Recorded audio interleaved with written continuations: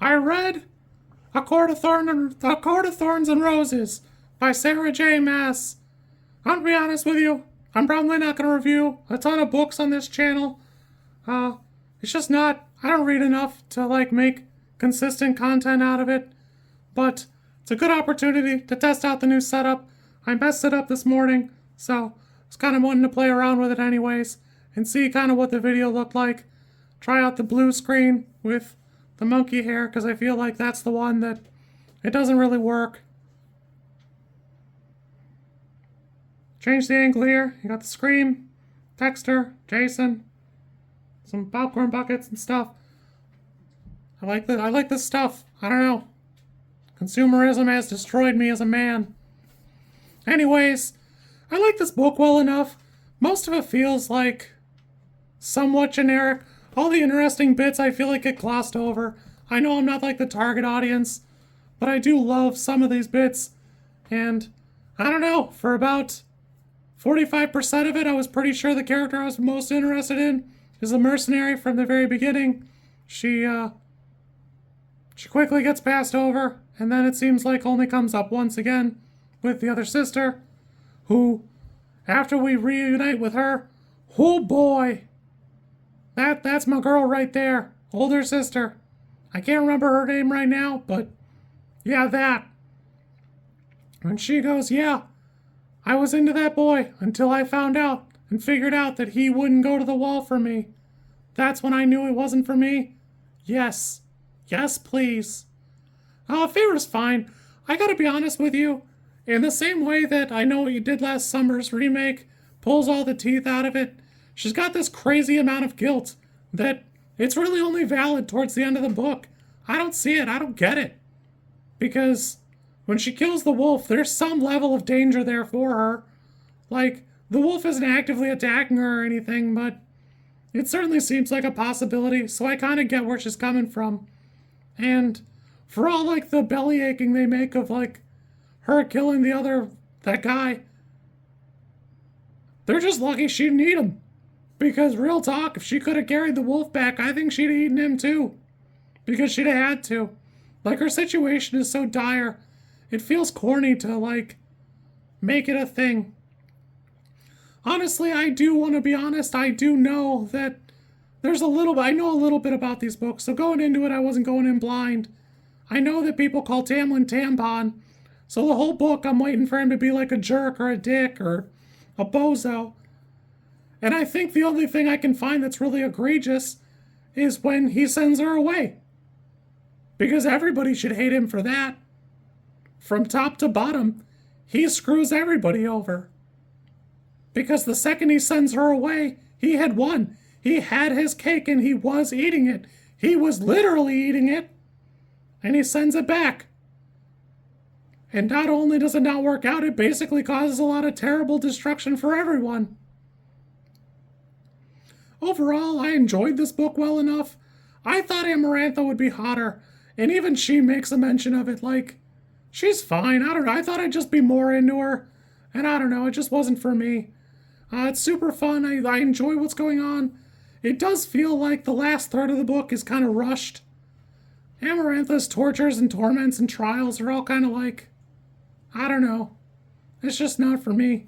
The climax seems a little bit stilted for me. I don't care for Tamlin to be the one to close the deal. I know that's what Rhysand is working on and what he was banking on and all that, but I don't know. I just wanted it to be something else because it's specifically mentioned as what Rhysand is banking on, and I don't know. The rest of the cast seems a little odd to me. She definitely has way more chemistry with Lucien than it feels like she does with Rhysand. And Lucien, I just see that he's supposed to be the cool friend that she likes. And I don't know, there's not any real chemistry with Rhysand. Speaking of Rhysand, he seemed like the one that would have more chemistry, and he seems like he wants to be the good boy, bad boy. The problem is, too much of him is wrapped up in being good boy. All the evil stuff he does, he waves away later with, well, I was doing it for my people. I was really a good boy. You can't be too mad at me. I'm a good boy. And I just feel like if you want to write an evil character, just write an evil character. There's plenty of history, there's plenty of stuff here. Not everybody needs to be a redeemable good boy. It's not that big of a deal to write a bad person. It's the problem I'm having with Dexter right now, because we've really taken all the teeth away from him. He's outright killed people that didn't deserve it multiple times. It's fine for him just to be a bad dude. Rhysand very clearly has the means, the motive, and the ability. And which it just feels like we're not locking in and making him a bad person. He doesn't have to be the worst person ever. He just doesn't have to be Amarantha. He has to be somewhere between her and, a regular person. But closer to Amarantha than not. It's really not the moon. It's fine for him to be somewhat of a bad person just to be a bad person. Overall, I'm enjoying it. It does feel a little toothless in that regard. And again, I appreciate Feyre from a POV stance. She's done a great, unreliable narrator a bunch of times. But I will say that she's got, a lot of manufactured guilt. It's fine that she's the one who goes, pathetic human, bozo human, illiterate human. I like that she's internalized a lot of these, even Lucian says, hey, I didn't say that. That's you, bud. You gotta figure it out. But it does feel like she's manufactured a little bit of extra guilt that, I don't know. Just doesn't feel like it belongs there. My understanding is this is, the weakest of the set. I have started the second book. I'm not very far into it. If it matters, I did read graphic audio. Well, listen to, I guess. And I'd be lying to you if I didn't say that really brings it to the next level. But, it is what it is. No book is without its flaws. This, for me, is pretty good. It's not perfect. It leaves a little to be desired. Also, they have clocks. It just doesn't fit for me. It doesn't fit for me for there to be clocks. I was also 100% sure that the 3 people in hoods would be Alice and her kids. It's not, but man, I was sure. I was sure that was who it was going to be.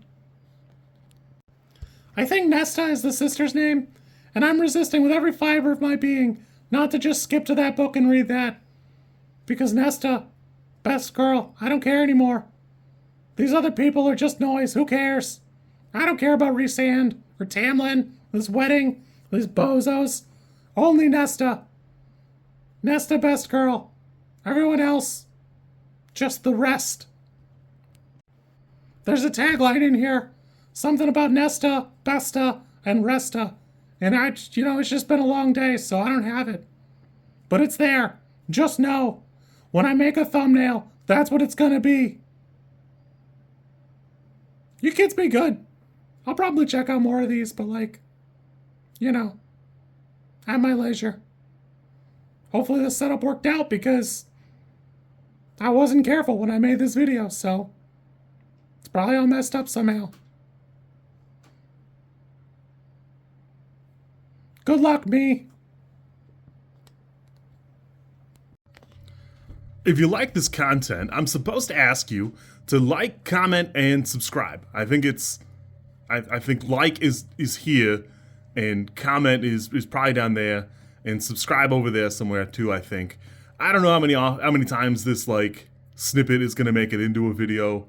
Everybody says you should do it this way, and I always thought it was just an annoying thing other YouTubers did. And as you know, I am bad at editing, so if you like it, great, I'm happy for you. If you don't like it, I'm sorry.